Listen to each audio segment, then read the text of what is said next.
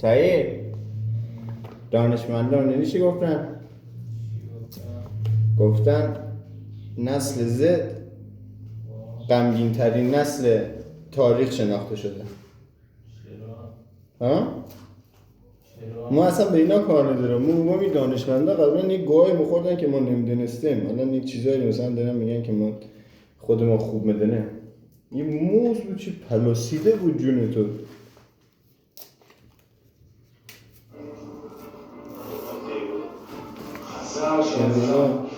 خسته نباشی عزیزان.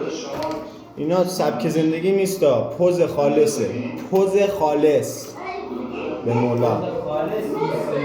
پوز خالص میگه، پوز خالص دوستگی ها. ولی برای سلامتی مفیده شیرینیست. ولی سیگار نه، سیگار خوب نیست.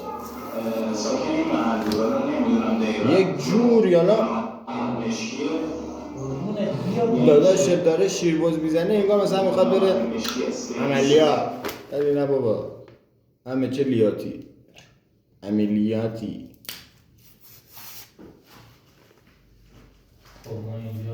ما اینجا یکم زیاده.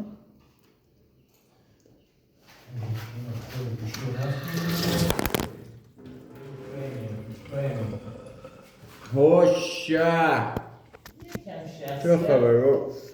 شخصیت چی وقتی گوشی افتاد؟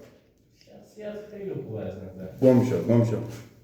ادب، شخصیت خیلی بدی.